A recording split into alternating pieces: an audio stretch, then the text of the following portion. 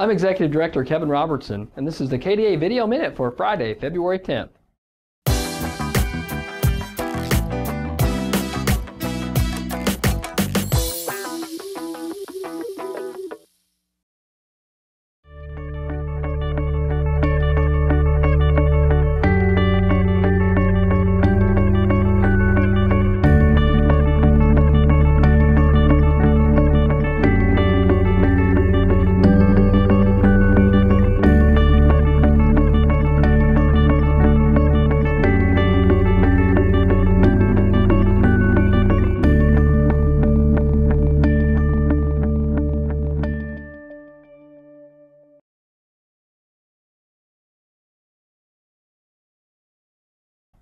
Well, we're wrapping up another week in the legislature. Yesterday, we had our bill hearing on House Bill 2631. That's the Kansas Dental Association's 2012 Comprehensive Oral Health Initiative. That bill contains 4 specific provisions. First of all, it creates the Extended Care Permit III Dental Hygienist that allows dental hygienists to work outside the dental office in specific areas like nursing homes, work in schools and what have you, and do more care, some palliative care, and some other services in those particular settings. So that's the first provision in that bill. It also would create a special volunteer license for retired dentists. The bill extends the liability immunity in the Charitable Healthcare Provider Act for dentists that do an organized charitable project within their office, like Give Kids a Smile or perhaps sort of an in-office mom project. And then lastly, it does create some more dental seats outside, of course, of the state of Kansas, but then it ties those seats directly to underserved areas.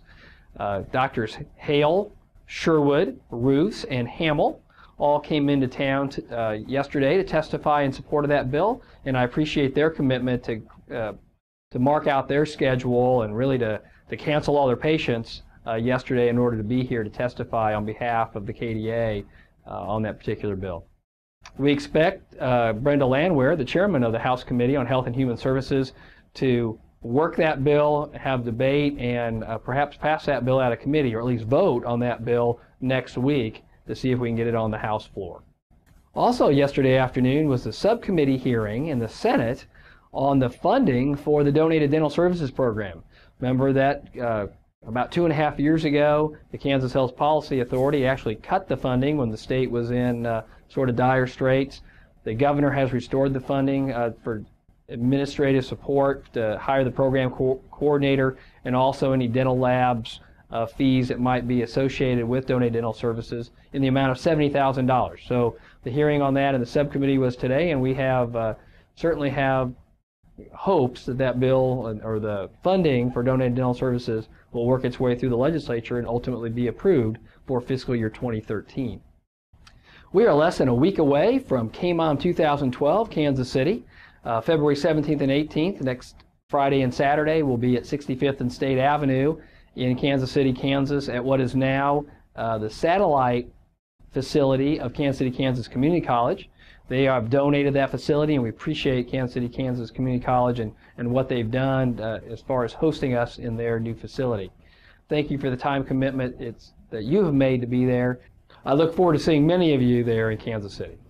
I want to remind everyone of the press conference that we had a week ago during our Dental Day activities to introduce our Kansas initiative for a new dentist program, or KIND program, that we have sponsored along with funding from Delta Dental of Kansas Foundation and then the fiduciary support of the Kansas Dental Charitable Foundation.